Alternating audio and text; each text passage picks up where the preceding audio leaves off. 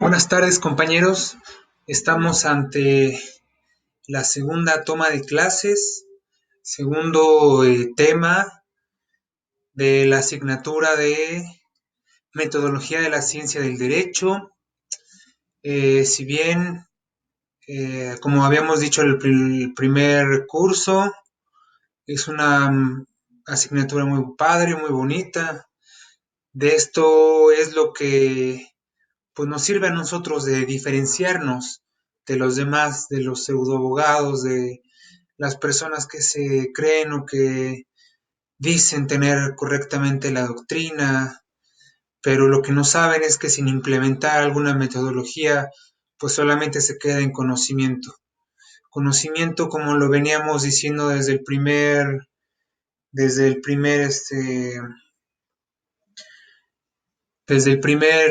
la primera clase, un conocimiento vulgar, un conocimiento que si bien hay saber, hay información, no se tiene adecuadamente el conocimiento científico, el conocimiento real, el conocimiento que nos interesa a nosotros. Es por eso que estas metodologías son de aplicación, diría, eh, periódica, de aplicación metódica, de aplicación en la vida profesional, puesto que estas metodologías nos van a ayudar para desentramar y para poder realizar un asesoramiento correcto en las cuestiones de asesoría o en las cuestiones que vayan sucediéndoles en la vida profesional. Eh, pues quisiera comentarles también el hecho de que ya es el segundo toma de clases, estamos en Meet, estamos grabando clase y además estamos en Meet, como ustedes pueden ver. Eh, pues tengo entendido que se les hace la invitación por la vía de la URL, por vía del hipervínculo, para que ustedes logren darle clic y puedan enlazarse y puedan reunirse con su servidor a, pues vernos o para obtener algún conocimiento, alguna duda acerca de lo que ha sido en las cuestiones de las clases. Por el momento no he tenido contacto con ninguno de ustedes, ni por vía mensaje, ni correo, nada. Voy a volver a dejar mi correo institucional para que me brinden cualquier información, cualquier duda, porque ya estamos a segunda semana y para que se logren los objetivos de la planeación académica debemos de tener ese contacto, debemos de tener ese conocimiento, ese apoyo. Como les decía en la primera hora, bueno, en la primera clase, vengo de una modalidad presencial, vengo con técnicas para la implementación de dudas y resolución de respuestas, pero en cuestión presencial. Me estoy adaptando ahorita en esta plataforma virtual, en la que pues es de suma importancia y lo voy a recalcar cada curso en el que tengo oportunidad, que la comunicación es la que debe de primar en este tipo de plataformas. ¿Por qué? Porque si bien en la cuestión presencial tenemos la parte en la que pues estamos vis a vis con las personas, con el estudiante, hay un contacto docente-estudiante directo en el que el docente observa relativamente las presuposiciones o las suposiciones que realiza bajo pues la enseñanza y cualquier cosa que surja en el momento de la misma, pues puede resolverse en el transcurso de la propia clase. Ahora, puesto que estamos en esta situación, yo sugiero que en las próximas clases o en lo que va de la hora se conecten a Meet, tengan esta parte de la reunión en vivo, podamos dialogar, porque quiero también escucharlos, quiero también saber qué es lo que piensan ustedes, quiero conocer sus dudas para que también yo pueda cumplir mi papel como docente como debe de ser, ¿sí? Eh, por favor, cuando vean este video, cuando vean las clases que vamos a estar subiendo, cuando vean los trabajos que vamos a estar implementando para su posterior entrega, sí necesito que me respondan, que digan algo, que me informen cómo van con las clases, si hay alguna duda, si hay alguna otra cuestión de carácter educativa. Quisiera yo escucharlos. Repito, yo reitero que la comunicación debe de primar en la, en la cuestión docente-estudiante. Sin más por el motivo, vamos a continuar con nuestra clase, nuestro tema que hemos venido tratando a lo largo de la semana. Quedamos que los días viernes de 3 de la tarde a 4 vamos a estar abriendo el espacio de toma de clase en vivo y posteriormente la grabación de la misma para que los días martes los tengamos como entrega de procesos y productos si es que determinada clase lo amerite. Si no es por el momento, pues Vamos a continuar con la clase, vamos a ver un poco más acerca de los métodos. Ya vimos hace la clase anterior qué tipos de métodos podemos utilizar para la aplicación en casos concretos, casos similares, en estudio de casos, metodologías o métodos que nos pueden a nosotros ayudar en dado caso de recibir o de estar aportando ideas en una asesoría, el estar aconsejando, el estar teniendo un conocimiento metódico en la resolución de casos en la cuestión jurídica, pues estos métodos son la clave. Estos métodos, en lo personal, cada uno utiliza ciertos métodos según su técnica, según su modo, según su, su movimiento, según como a ustedes les parezca. Sin más por añadir, pues comenzamos directamente con la clase que vimos. Vamos a dar.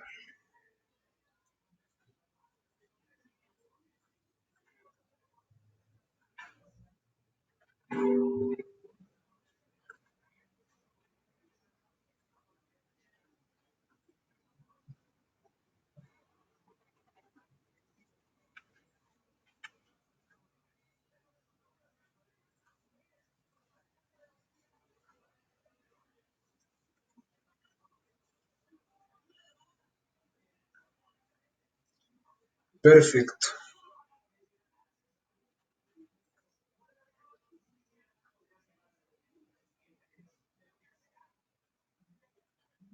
Muy bien.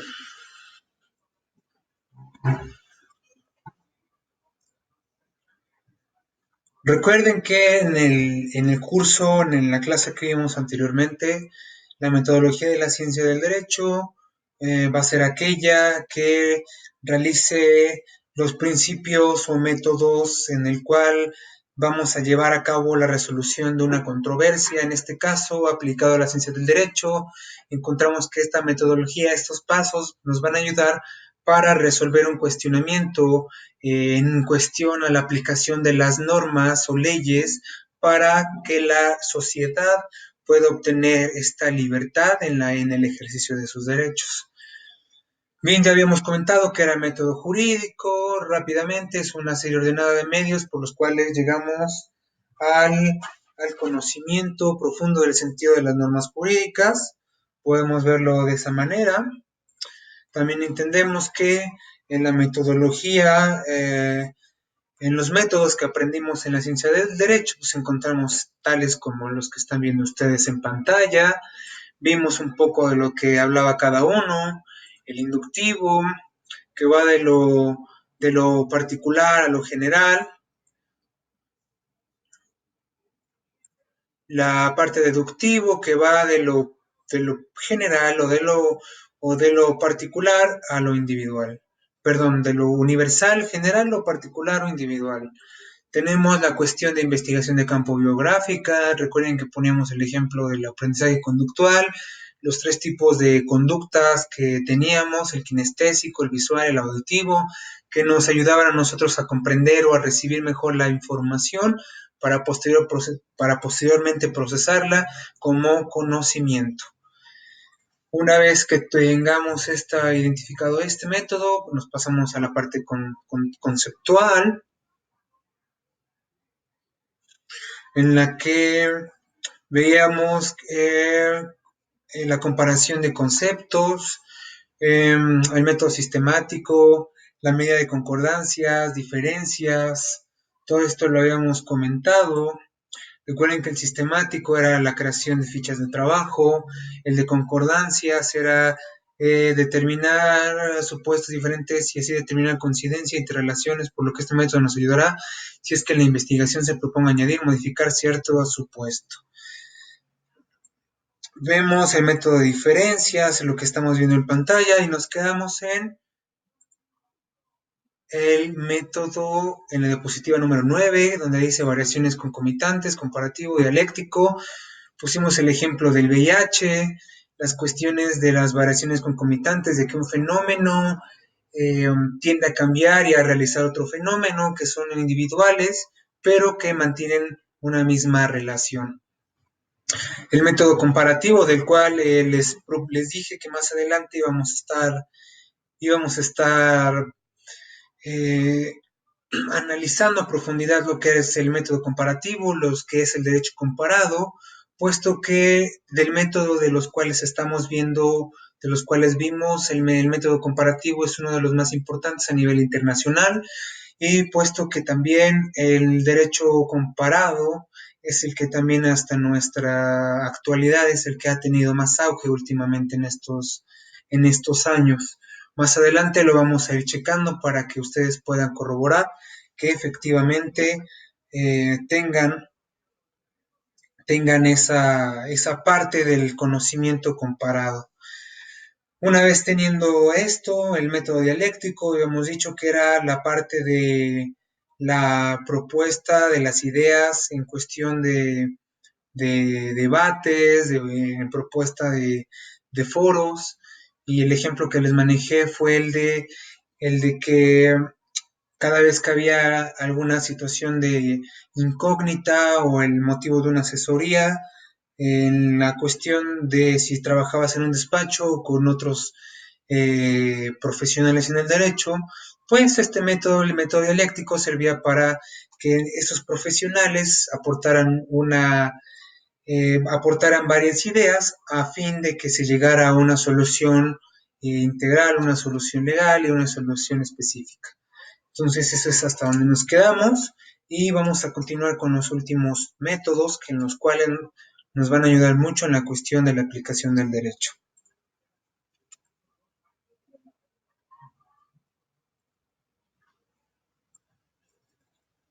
Tenemos el métodos en la ciencia del derecho, la parte fenomenológica, el sintético, el analítico y el análisis lógico-lingüístico. Vamos a ir analizando una parte, poniendo ejemplos para que vaya quedando claro esto. Bien, ¿qué es el método fenomenológico? El método fenomenológico va a ser aquel que nos allega conocimientos al describir las cosas tal y como han sucedido, sin darles tintes subjetivos y sin prejuzgar. Usualmente el método fenomenológico es lo que a nosotros nos va a caracterizar por la profesión. En sí, el método fenomenológico es aquel método que va a estar inmerso en todas las cuestiones de las ciencias, en todas las cuestiones de estas ciencias que se pretenden llegar o elevar al ámbito de profesionales, o si se quieren detentar como profesional en tal ramo, en tal ciencia, pues estos profesionales deben de adoptar este tipo de métodos para tener un correcto desempeño profesional, que es lo que nos diferencia de aquellos que pues no conocen nada de este conocimiento. La parte fenomenológica es solamente analizar concretamente un caso sin darle prefijaciones, sin darle tintes subjetivos, sin sin, vamos a decirlo así, sin que pueda salir nuestra pasión, nuestro sentimiento. El método fenomenológico va a ser aquel que, en el que nos va a ayudar a recapturar esa información, a manejar esa síntesis, manejar esa, sí, esa información de una forma neutral, de una forma profesional, de una forma ética, que es lo que nos diferencia de todas las ciencias o que de la mayor parte de los que pues tienen esa parte del profesionalismo. Es como el código médico, cada uno se rigen por ciertos códigos en los cuales la mayor parte de ellos se realiza a favor de que el conocimiento se aplique en pro de la sociedad. Un ejemplo de aplicación de método fenomenológico se me ocurre la parte del juzgador. Estamos hablando de que en el nuevo sistema acusatorio adversarial, al momento en la tercera etapa de la audiencia, estamos hablando en la audiencia oral, de juicio oral, posteriormente, una vez que se desahogue la etapa de pruebas en esa audiencia de juicio oral, posteriormente el juez esté ante un caso similar a un caso de violación a menores, y digamos que nuestro juzgador eh, tiene una niña de menor de edad y que por azares del destino su hija, la hija de este juzgador, pues lamentablemente fue orillada o le fue impuesta este tipo de conductas. Entonces, imagínense cómo nuestro juzgador va a determinar la sentencia. No estoy hablando que nuestro imputado sea culpable o no, o sea, eso ni siquiera lo sabemos, no lo podemos determinar. Pero por el simple caso de que a nuestro juzgador le es entregado este caso por una persona que ha sido procesada por violación, sabiendo que su hija ha pasado por eso, ¿ustedes creen que realmente va a ser neutral? ¿Ustedes creen que va a realmente juzgar 100% apegado a derecho? Al fin y al cabo, somos seres humanos que sentimos, que estamos compuestos de sentimientos, que estamos compuestos de emociones. Es así que es improbable que nuestro juzgador actúe de forma objetiva. Es así que al verse ante una imposibilidad de realizar un cargo, pues puede solicitar el cambio por otro tipo de, de compañero juzgador para que tome el caso. Pero si este juzgador tiene bien en claro lo que es su responsabilidad como tal, aplicando el método fenomenológico, solamente se va a guiar por los casos en los cuales él tenga en la mano, no prejuzgando ni darle tintes subjetivos, ni, vamos a decirlo, sin que se deje llevar por alguna emoción.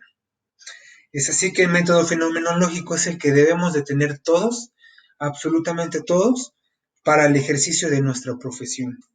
Es un método que nos va a ayudar a nosotros cuando conozcamos de algún cliente que es especial, de un caso que también sea delicado, que sea especial, pues estos métodos nos van a ayudar a que podamos desenvolvernos bien en la cuestión del ejercicio profesional. Permítame.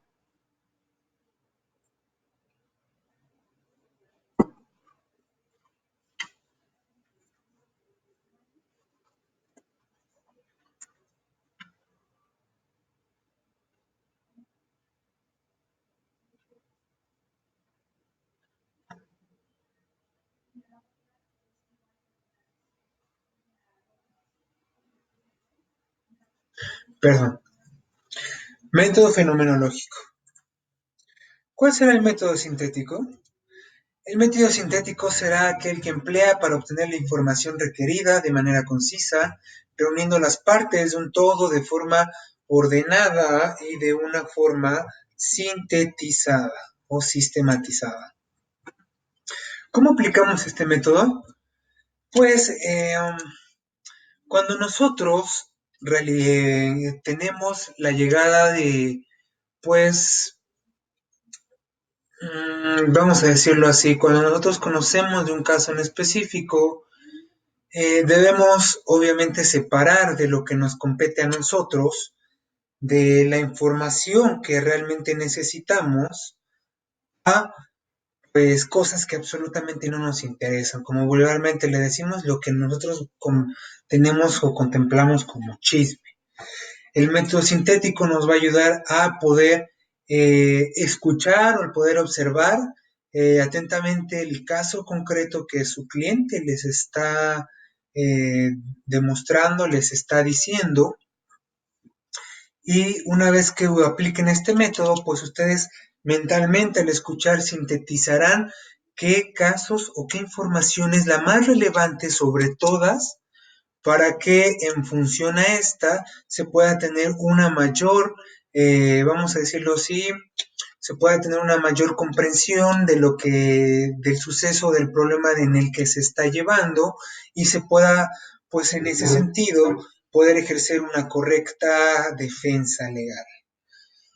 A veces llega el cliente y el cliente al desconocer la parte del derecho, pues esta persona, pues viene y te quiere hacer conforme a lo que él supone. Siempre las personas se acercan a nosotros diciendo que saben algo porque tienen un primo que estudió derecho, tienen un sobrino, un tío que es abogado, el primo de un amigo le hicieron esto y ustedes van a verlo en su caminar profesional. Ustedes van a saber este tipo de cuestiones, no me van a dejar mentir. Y este tipo de cosas, pues es la que nos va a diferenciar como abogados, porque utilizando el método sintético, perdón, va a ser aquel en donde digamos, ¿sabes qué, señor? ¿Sabe qué, señoritas? La parte en la que usted me dice, yo puedo denotar que sí hay ciertas conductas en las cuales, pues sí podemos proceder bajo estas circunstancias. De esta manera, yo propongo que se realice la estrategia en este lugar, en este otro lugar, en este otro, a manera de que las personas tengan certidumbre profesional, porque si bien ellas, obviamente, al no conocer nada del derecho y al ir ante un profesional como ustedes, pues no le va a importar lo que ustedes le digan prácticamente. ¿Por qué? Porque realmente ustedes son los profesionistas, no ellos. Entonces ustedes tienen la obligación de poder asesorarla legalmente y técnicamente. Entonces, prácticamente lo que ustedes le digan al cliente, el cliente se lo va a creer porque obviamente él es ignorante ante estas cuestiones. Pero lo que te va a diferenciar de todos es de que realmente ejerzas como debe de ser, de una forma fenomenológica, objetiva, de una forma sintética en el cual tú puedas desarrollar, tú puedas separar el caso de la historia que no nos sirve con la historia que sí nos compete y dando una correcta, vamos a decirlo así, habilidad de comunicación con nuestro cliente, bueno, aparte de brindarle certidumbre legal, certidumbre jurídica, nosotros le estamos brindando certidumbre profesional, que eso es lo que él como cliente le interesa. Le interesa que tú le resuelvas, que le cumplas, que no le mientas, que lleves a cabo lo que tú dices. Y ese es otro punto en el cual lamentablemente al profesionista en derecho, al abogado, pues pues, se le tiene mucho problema.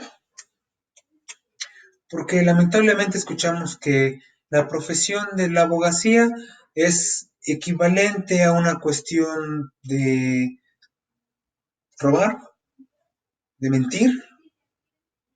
Luego por ahí he escuchado que los abogados también deben pues de beber alcohol y bueno, esos tipos de cosas que dañan la imagen de quien verdaderamente ejerce el derecho. Los abogados no tienen, o las demás personas que realmente ejercen como se debe de hacer, no tienen la responsabilidad de la mala praxis que otros pseudoabogados hacen. Lamentablemente hay personas que sacan dinero, que se escudan porque realmente pueden ellos conocer el derecho, pero ejecutarlo no.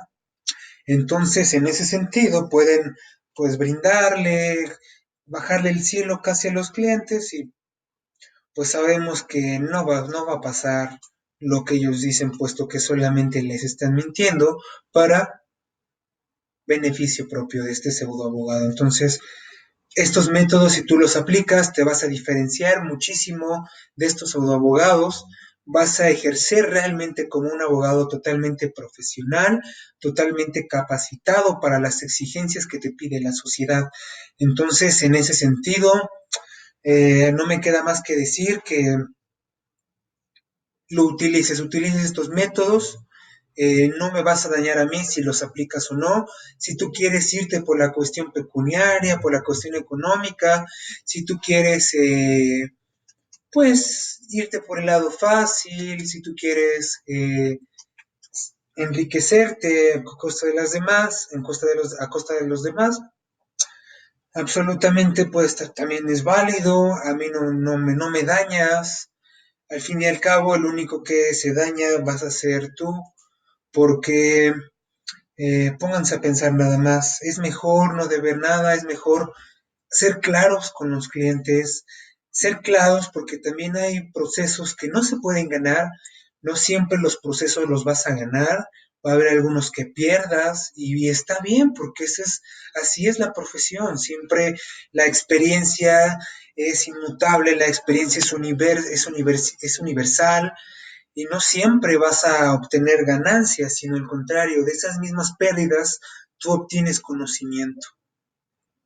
Entonces yo te invito a que realmente te enfoques a ser un buen profesionista en el derecho, te invito a que realmente ejerzas esta noble carrera y que ejerzas con estos métodos y pues hagas un cambio para que ya no escuches ese hartazgo en el cual dicen que los abogados son estos, el otro, aquello, y supongo que todo cambio viene por uno mismo.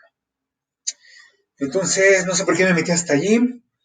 Hablamos acerca del método sintético, quedó explicado, pasamos al otro método.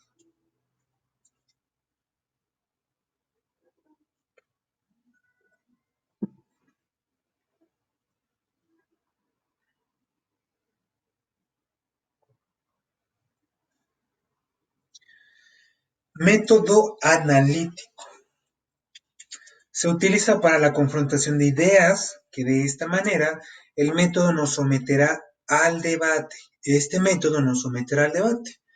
Y la defensa de nuestro conocimiento, a manera de poder descubrir otras ideas para redefinir o, en su caso, afirmar completamente la postura investigativa.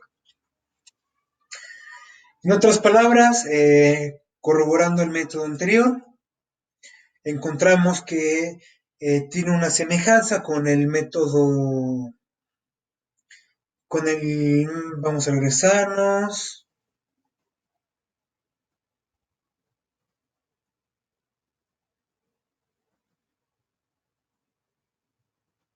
con el método dialéctico, lo podemos ver aquí, es la que también nos someterá al debate este método, y el analítico pues también nos someterá a este debate, pero la diferencia de ambas es que si nada más es a cuestión de análisis, el método analítico nos va a determinar solamente una consulta tal como si tú quieres evitarte el debate, la cuestión de exponer ideas bajo una serie de personas, especialistas, y ahí determinar una solución. El método analítico lo que va a hacer es que de tu planteamiento del problema o de una situación en específico que tengas de un problema, si te sometes a este método, lo que vas a hacer es absorber y llegar hasta las sumas consecuencias de lo que corrobora o de lo que es la solución a tu investigación. Podemos determinar que este método nos va a ayudar a analizar cualquier parte. Analizamos pro y contra de nuestro problema de investigación. A veces también este método es muy importante porque cuando nosotros escuchemos o estemos ya en la asesoría, como les decía, tenemos que nosotros ser sinceros, sinceros con los clientes. Va a haber casos que no se puedan ganar, va a haber casos que se puedan ganar y va a haber otros que pues solamente digámosle que si tú quieres obtener algo fuera de la ley, algo extrajudicial, lo puedes hacer. Yo soy de la idea que todo caso jurídico que llega a tus manos debes de arreglarlo sin antes llegar a los juzgados. Esa es la parte, no, fíjense, el abogado no es aquel que también es el que termina, los casos o los juicios en los juzgados. Un buen abogado es aquel que termina los casos antes del juicio.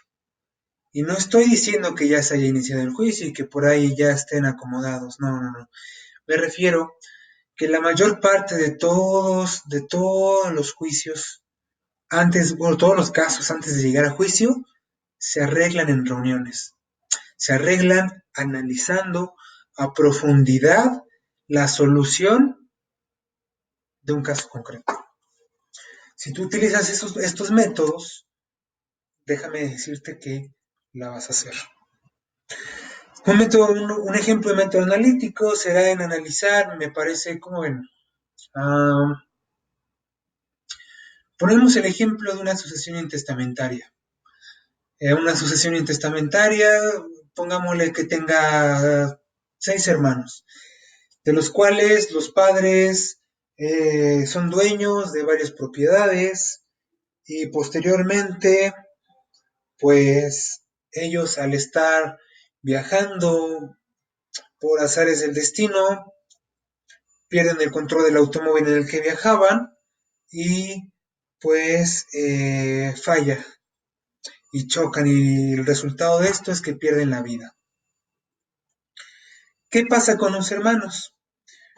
Todos están peleando por las propiedades, uno se pone de acuerdo en que se tienen que vender, otros en que se tienen que repartir, etcétera, etcétera. Y uno de ellos se acerca a alguien y comienza a realizar una demanda para solicitar la herencia de las personas fallecidas, de los decuyos, para que se abra la sucesión intestamentaria y de esta forma pueda proseguir con los derechos hereditarios.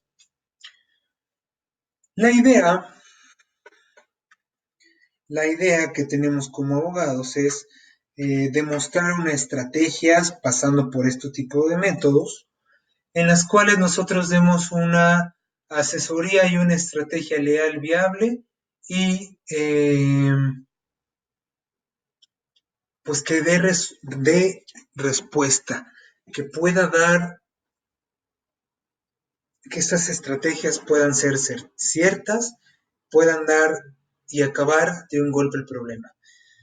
Se me ocurre que pues, ese hermano se alianza con su abogado y el abogado pues obviamente cuando nos contratan tenemos que velar por los intereses de quien nos contrata. Entonces hay personas que realmente lo toman el papel y se dedican a defender los intereses de ese hijo, en este caso, vamos a ponerlo así. La otra parte está en que piensas, como abogado, piensas una solución. ¿Qué solución propondríamos para terminar con todo esto sin que se tarde? Porque en el juzgado, cuando un juicio se desahoga por la parte civil hereditaria en cuestiones de sucesiones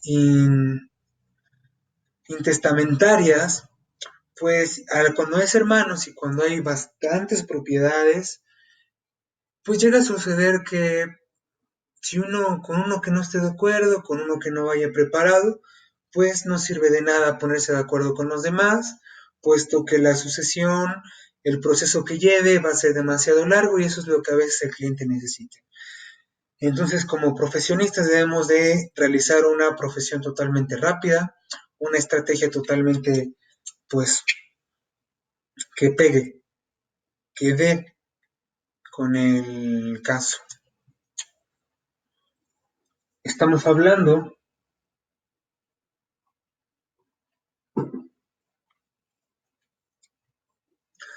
estamos hablando que en ese supuesto sería lo ideal o propondríamos que juntáramos a la familia, a todos los hermanos, para que de esta manera, pues, no aventajarnos, pero haciéndole saber a la familia las ventajas que tiene que con un abogado se maneje toda la rama o toda la estrategia para resolver el problema en la cuestión de la repartición de sus derechos hereditarios. La cuestión es de que te desenvuelvas como profesional, apliques estos métodos y busques una solución que es a lo que a nuestros clientes les interesa. Si tú bajo este supuesto realizas la estrategia y la solución a estos casos, pues obviamente la gente va a estar con certidumbre profesional y legal, puesto que tú ya les estás brindando la investigación, digo, tú ya le estás brindando la estrategia, pero que sea cierta, que sea verdad. De esta manera, pues lejos de que te hagas la maldad de, de cobrar por no hacer nada, de cobrar por algo que no hiciste y de que más tarde tengas problemas y que más tarde pues no te vaya mal en el trabajo, haz las cosas bien, haz tu trabajo bien, el trabajo recomienda y bueno, es improbable que una persona no haga actos jurídicos en toda su vida. Al contrario, cada persona en algún paso de su vida va a tener que realizar un acto jurídico en lo cual vamos a estar nosotros presentes. Entonces, este tipo de métodos nos ayuda mucho, como en el caso que le dije de la cuestión hereditaria. Cuando tú ya le expongas, analices cuáles son, le analices a la familia cuáles son los pros y los contras de que lo lleves tú o de que lo lleves según tu estrategia, eso es lo que van a ver ellos. Esa profesionalización que vas a mostrar. Método de análisis lógico-lingüístico. Voy a pasarme por acá. Bien. ¿Cuál es el análisis lógico-lingüístico? Bien, el primer método se dilucidan los elementos y principios lógicos de lo que se investiga, para plasmarlos con orden y claridad según el lugar o país donde se encuentre el investigador. Bien, este tipo de métodos, los encontrados con los llamados usos y costumbres. Un ejemplo, si lo tomamos por la mera sintaxis de la palabra, sabemos que si lo llevamos a cuestión nacional, sabemos que hay palabras, hay, vamos a decirlo, regionalismos que son propios del estado de Puebla, que en otros estados pues son diferentes. Un ejemplo claro es la comida. Hay ciertos nombres que conocemos aquí como ciertos y en otro lugar pues no la tengan. Un ejemplo, aquí conocemos a las gorditas, el platillo típico de masa que está hecho con frijoles, con queso, con salsa y que conocemos como gorditas. Posteriormente, en una parte de la República, pues los conozcamos diferente. Entonces, cuando tengas la oportunidad de salir de otro país, tengas la oportunidad de ir a otro estado y de ejercer el derecho, pues tendrás que tomar este método, el método de análisis lógico-lingüístico, para que tú sepas determinar qué aprismos o qué regionalismos son los que están en ese país o en ese lugar en donde estés en el estado. Esto pasa mucho en las cuestiones de derecho internacional. Si bien la ciencia del derecho es la misma en todo el mundo, su base o su esencia cambia según su estructura. Tenemos que, por ejemplo, hay localidades en cuestiones del sur en donde su administración pública federal es diferente, ellos le llaman diferente, sus instituciones les llaman diferente, por lo tanto sus palabras, sus tecnicismos son diferentes, y cuando tú quieras ir a otro país y dominar esa o ejercer la parte de la dogmática del derecho en otro país, pues bueno, tendrás que tener este método de análisis lógico-lingüístico para aprenderte cuáles son esos aprismos, esas nuevas eh, palabras técnicas para la aportación y el buen ejercicio de tu profesión. Con esto pasamos al siguiente y última parte de los métodos.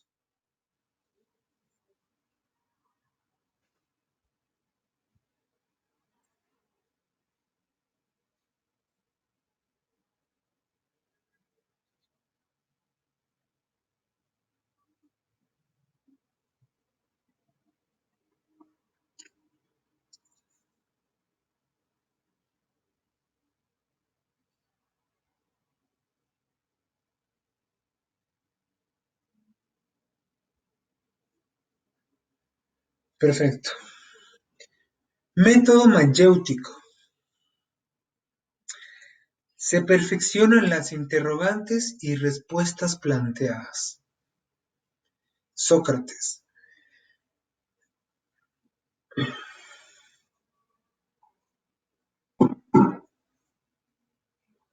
Disculpen si ando interrumpiendo la clase por el estar ingiriendo agua, pero tengo un poquito reseca la garganta y bueno, estar eh, encendido en la cuestión pues del habla, pues también desgasta un poco. Así que continuamos. Método mayéutico. Si bien la definición la leemos como aquellas que se perfeccionan las interrogantes y respuestas planteadas, véase Sócrates. ¿Por qué Sócrates? Sócrates fue un filósofo que fue integrado en el ramo de los sofistas. Se supone que esta corriente filosófica de los sofistas era aquel que el conocimiento tiene la obligación de ser compartida sin, pues, sin que la persona pueda obtener intereses propios o que la persona pueda mantener o ganar un interés. Digamos que estos nobles filósofos te transmitían el conocimiento en una forma en la que tú aprendieras y pues no cobrando, porque esto era noble. Ellos decían que el conocimiento viene de forma divina y es un regalo que era proveniente de los dioses, que era a todos los mortales y que de esta forma ellos tenían la posibilidad de obtener libremente ese conocimiento, que no se debía o que no se debe de pagar por el conocimiento. Ahora, como se pueden ver, estamos en un mundo diferente. ¿Por qué Sócrates? Porque Sócrates implementó la mayéutica. La mayéutica es el arte en el cual él sometía a los ciudadanos a un interrogatorio en el cual, bajo una premisa, él buscaba pues que la otra persona cayera en interrogantes y que de esta misma forma esta persona o el interrogador, el quien aplicaba este método, pues daba a entender con otro tipo de respuestas planteadas una solución a su interrogante. Está un poco confuso, pero lo vamos a explicar de diferente forma. Un ejemplo, llegabas con alguien y tú le puedes decir, no sé, algo de una rama del conocimiento. A mí se me ocurre que en esos tiempos posiblemente se han de haber preguntado qué era el amor, si el amor era divino y etcétera. Sócrates lo que hacía era solamente escuchar a las personas y una vez que escuchaba sus premisas, él realizaba interrogantes en las cuales la respuesta hacía el verdadero conocimiento. Esto es, eh, yo me imagino que en ese entonces Sócrates pudo haber estado con un filósofo y le pudo haber dicho, oye, ¿qué es el amor? Posiblemente él, ante una premisa de la pregunta ¿qué es el amor? En la otra persona, pues, eh, a su parecer, a su saber, le dice o le responde, ¿está bien, Sócrates? Filosóficamente, el amor es aquella capacidad que nos dan los dioses del Olimpo, que nos dan los dioses para poder tener, es una capacidad que nos dan los dioses para poder amar, querer o ser apasionados por nuestro trabajo. ¿Y qué pasa? Que después de esta respuesta que se le planteó a la premisa de Sócrates, entonces Sócrates empieza a jugar con la persona y empieza a decir, entonces, si el amor es algo divino, ¿por qué no lo vemos? Si se supone que al ser cariñosos, al ser afectuosos, vemos el amor. Entonces, al momento de recibir este tipo de respuestas, pues quien afirmaba primeramente volvía a tener una interrogante en él y en decir, bueno, es cierto, porque si bien el amor es una capacidad que nos da los dioses y que por lo tanto no hemos visto ni siquiera los dioses, ¿por qué podemos ver el amor mediante la capacidad que tenemos de poder querer a otra persona? Entonces, en ese sentido, la otra persona se quedaba enredada mientras Sócrates afirmaba y decía, es así que el amor es aquella capacidad que tiene el ser humano como la forma de amar, de querer, de ser apasionados con su trabajo.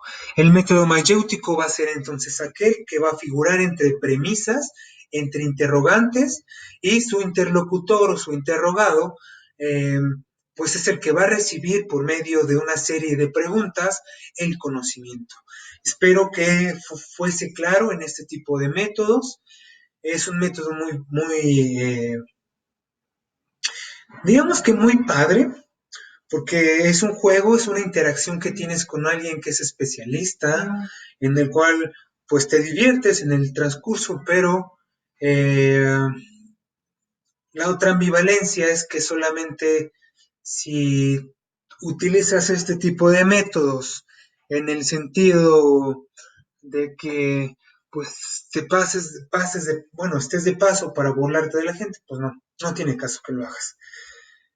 Porque luego hay personas que al no saber o al estar en ignorancia, pues lejos de poder ayudarlas, como que de cierta forma te burlas con tu propio conocimiento. Entonces, no, absolutamente prácticas como esa no son de un profesional. Método mayéutico.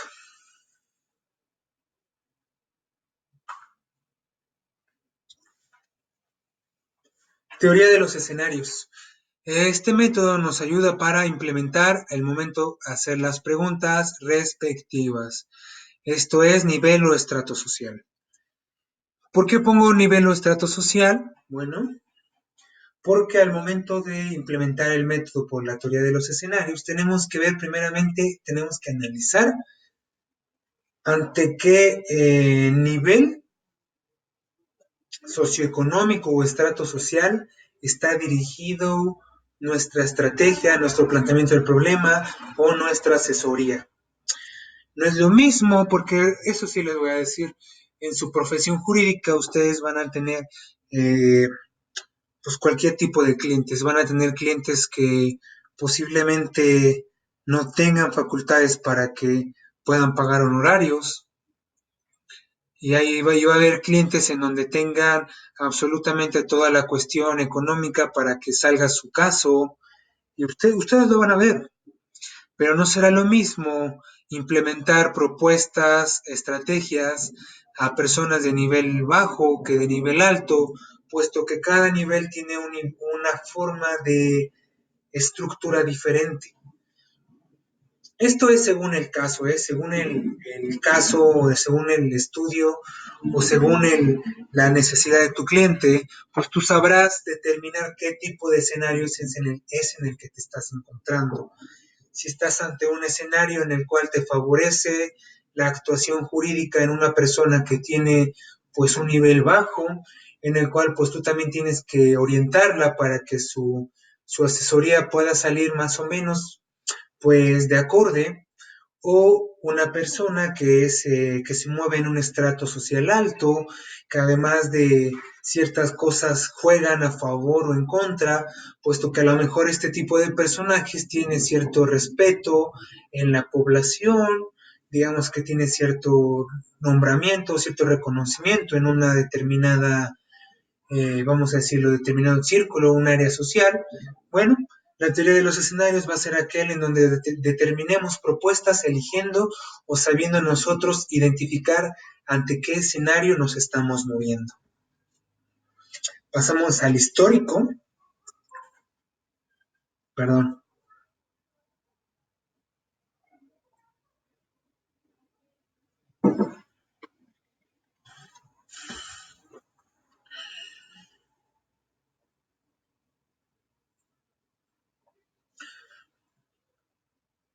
continuamos.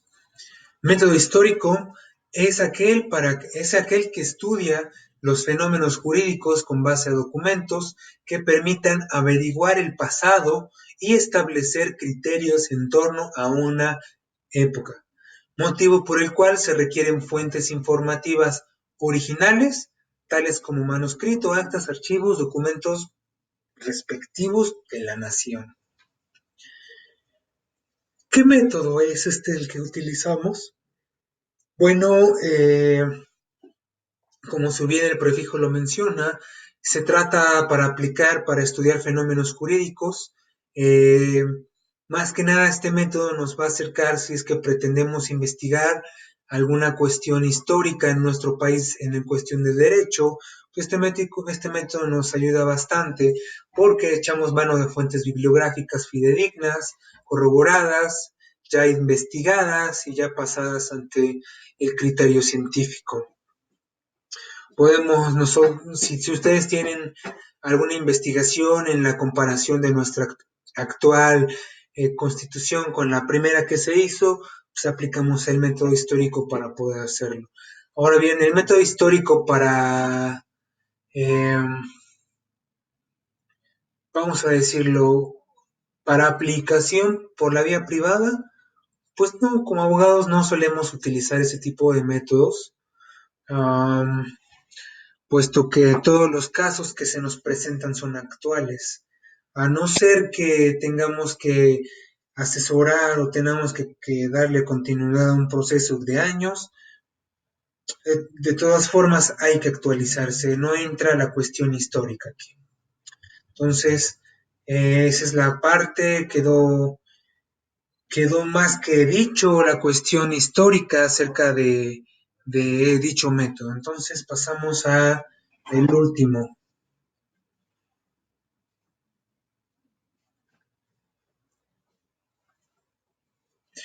Método experimental. El método experimental se aprovecha para deliberar y construir nexos causales, por lo que el investigador está en condiciones de discutir cierto número de proyectos de investigación en una sociedad específica según la delimitación e importancia de su investigación. Cuando realices una investigación, que tu objetivo sea la implementación de una técnica o una nueva aportación a la materia, al derecho o algo que tú quieras aplicar a la sociedad, este método te va a ir muy bien. ¿Por qué? porque en el método experimental lo vas a someter a prueba. Vas a someter tus cuestionamientos ahora a todo lo que tuviste escrito, todo el conocimiento que adquiriste de forma escrita y visual, lo verás corroborado en forma empírica, en forma de experiencia. Una vez que tú acredites la investigación aplicando este método, pues corroborarás más fácilmente que la premisa que tú tienes como planteamiento del problema se pueda acreditar con tu metodología, puesto que la experiencia en la cual la sometiste, pues de esa conclusión. Esto es para que se aproveche a deliberar y construir nexos causales, como ya lo habíamos checado. El investigador está en condiciones de discutir cierto número de proyectos en una sociedad específica. Eh, Aportación, si tú permaneces, si a ti te gusta la cuestión investigativa y si tú posteriormente perteneces a un sector de investigación de derecho, a alguna barra de abogados de investigación, a algún club de investigadores de derecho, etcétera, pues este método te va a ayudar muchísimo, puesto que cuando tú quieras discutir tus aportaciones, pues lo tendrás que hacer no ahora en la sociedad como la conocemos, sino que lo vas a hacer ante una sociedad científica, ante una sociedad de profesionales, y en este caso ante una sociedad de profesionales en el derecho. Con eso damos fin a lo que son los métodos que, repito, tú los llevas a cabo en cualquier parte de tu vida profesional y te van a ayudar bastante para que puedas tú desenvolverte adecuadamente.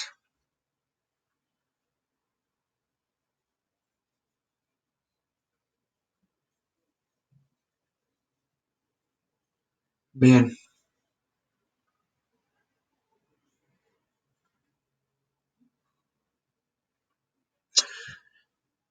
de esta manera, compañeros, hemos terminado con la parte de los métodos, de las metodologías de la ciencia que abarca nuestro derecho.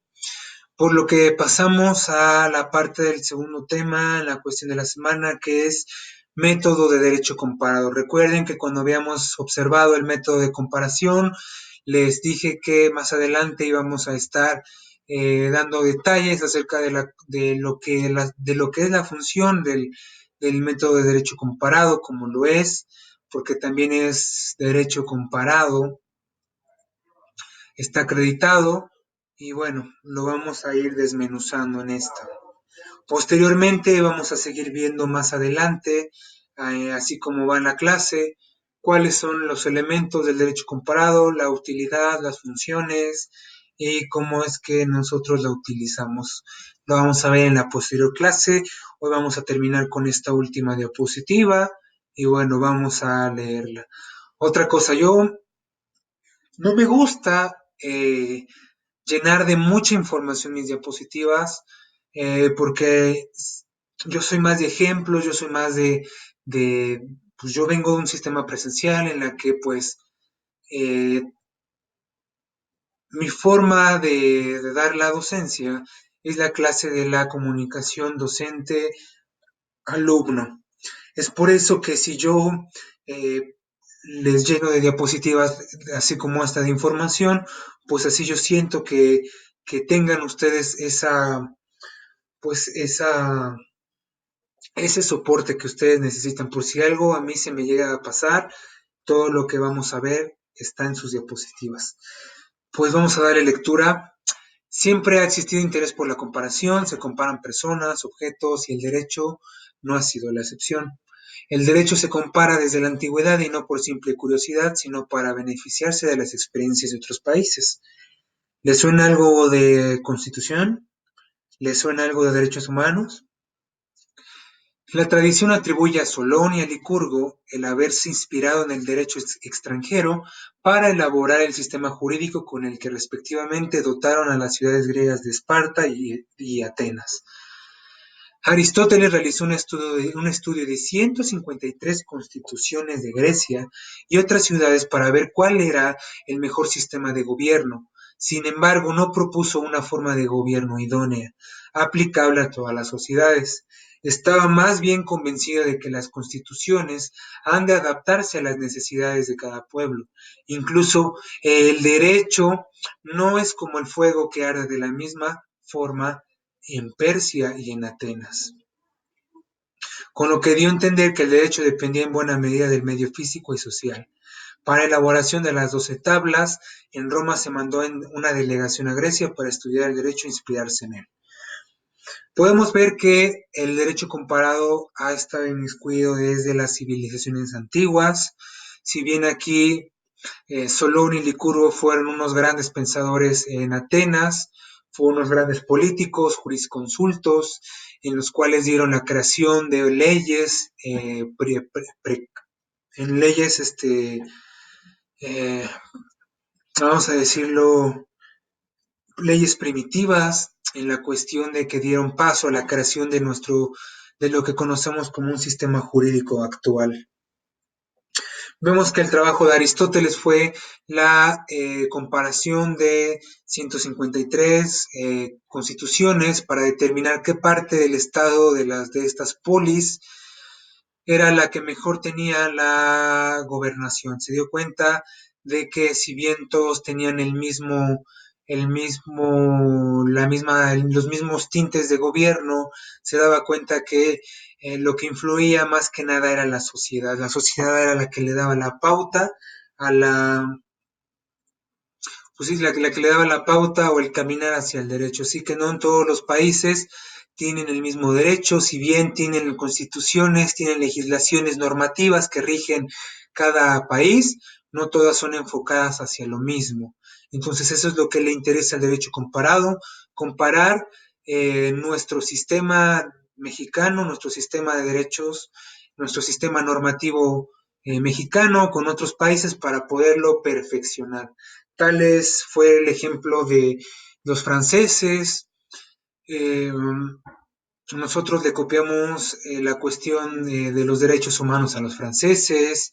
Un ejemplo es que de nosotros nos copiaron las cuestiones de derechos del trabajo, puesto que fue uno de los principales motores de la Revolución Mexicana y a la primera inclusión de nuestra Carta Magna, al momento de incluirse estos artículos que favorecían el derecho del trabajo, pues el derecho comparado lo que hizo fue que en algunos países, pues, copiaron sistemáticamente nuestros derechos y de esa forma, pues, los otros estados se rigen por ese tipo de normas. Entonces, sin más por el a detalle, terminamos la clase.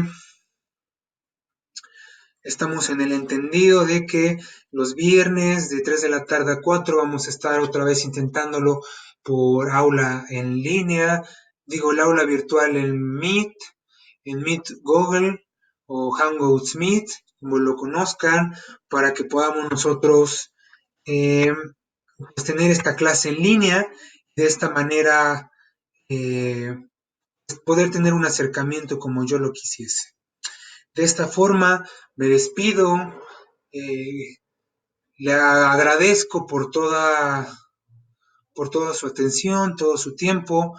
En la semana estaremos observando a detalle la demás clase. Eh, Estén pendientes al aula virtual porque vamos a dejar por ahí una tarea que van a fungir como procesos y productos. Cualquier situación, por favor, comuníquense con su servidor para que pueda tener yo razón de ustedes y pueda yo resolver todas sus dudas. Eh, Doy gracias por la atención y hasta la próxima.